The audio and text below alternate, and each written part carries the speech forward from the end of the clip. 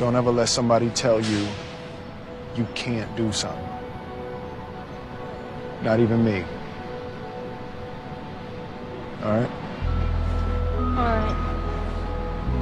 You got a dream, you got to protect it. People can't do something themselves. They want to tell you you can't do it.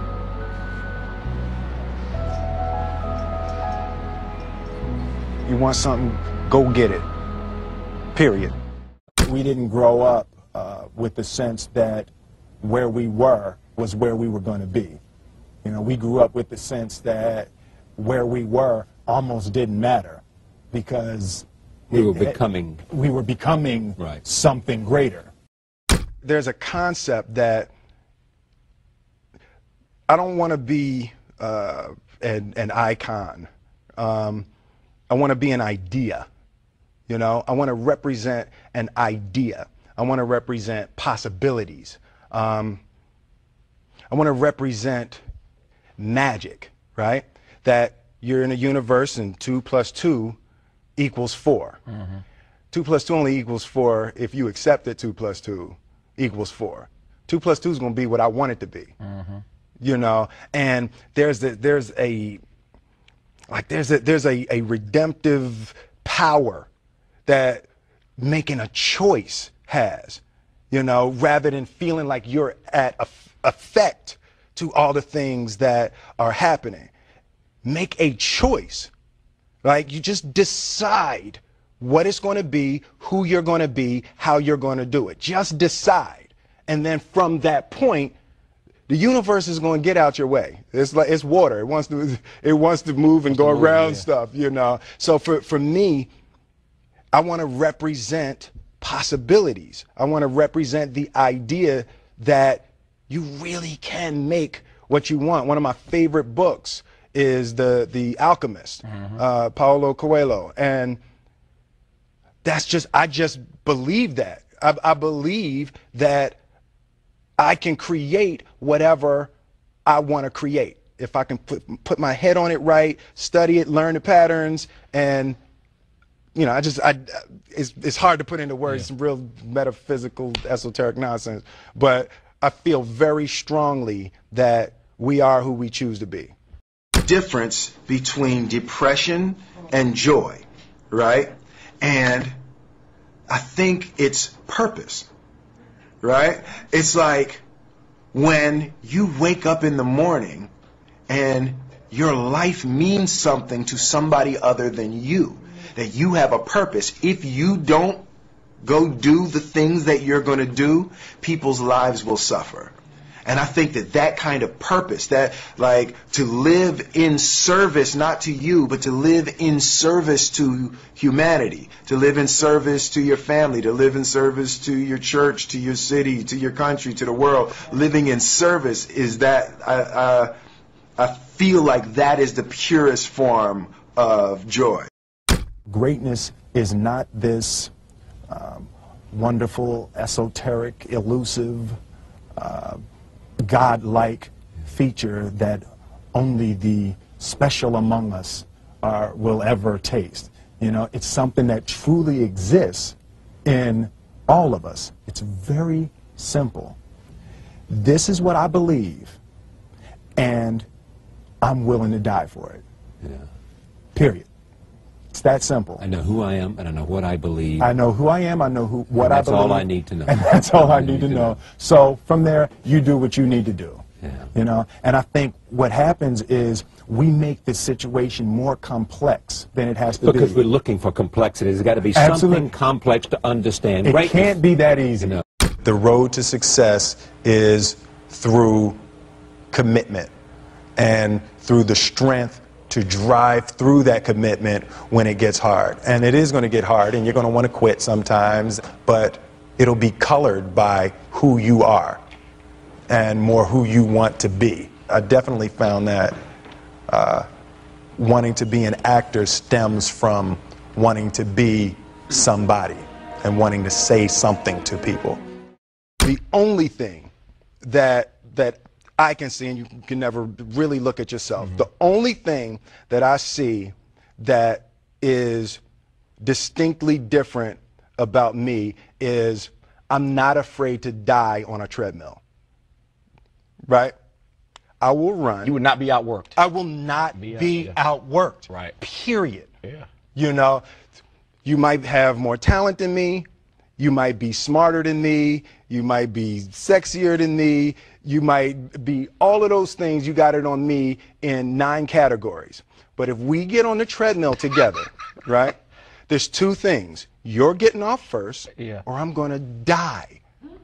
It's really that simple, right? So let's go back to the question about what if people block me out. It's going to be 2 options. Oh, yeah. I'm going to get back in, or I'm going to be dead. Yeah. Right? It's like you're not going to outwork me. It's such a simple, basic concept. It's the guy who is willing to hustle the most is going to be the guy that just gets that loose ball. You know, he got okay, he got 2.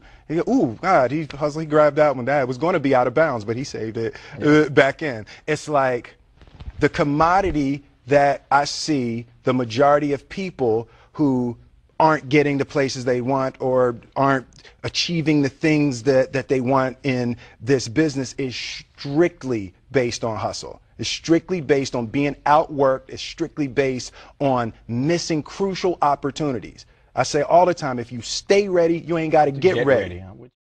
The separation of talent and skill is one of the greatest misunderstood concepts for people who are trying to excel, who have dreams that want to do things. Talent you have naturally. Skill is only developed by hours and hours and hours of beating on your craft. There's no easy way around it. No matter how talented you are, your talent is going to fail you if you're not skilled. You know, if you don't study, if you don't work really hard and dedicate yourself to being better every single day, you'll never be able to communicate with people. I'm motivated by fear.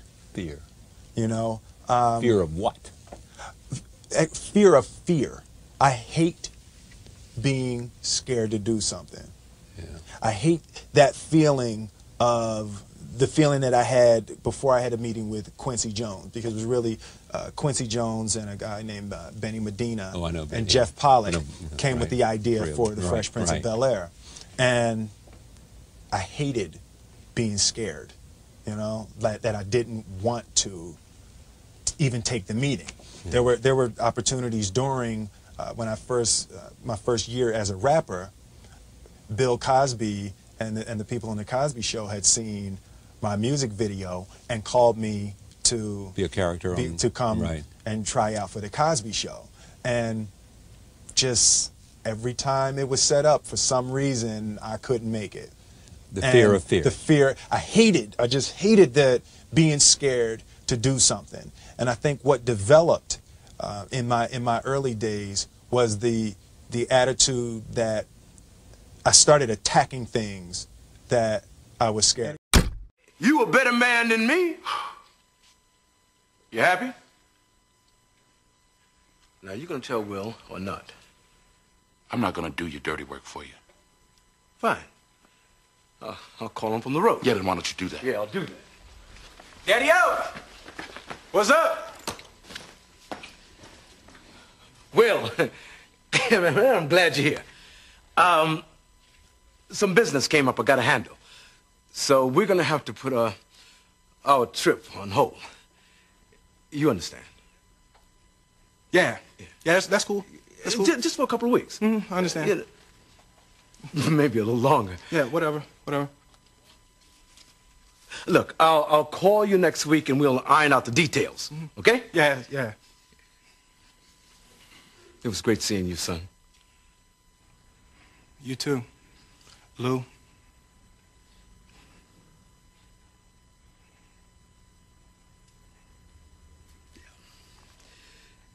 Yeah, I'm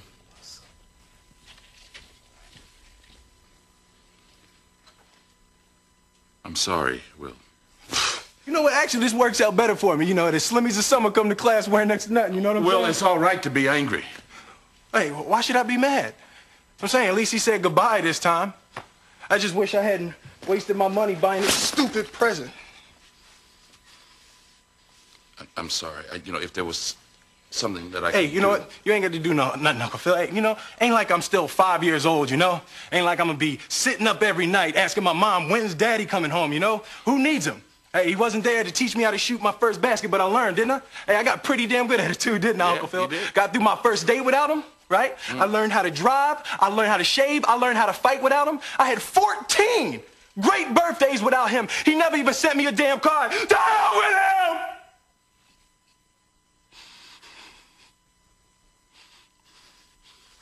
I ain't need him then, and I don't need him now.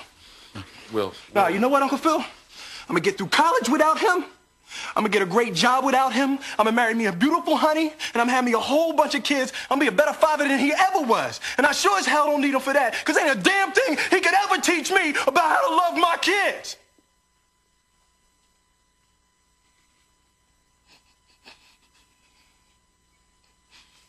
How come he don't want me, man?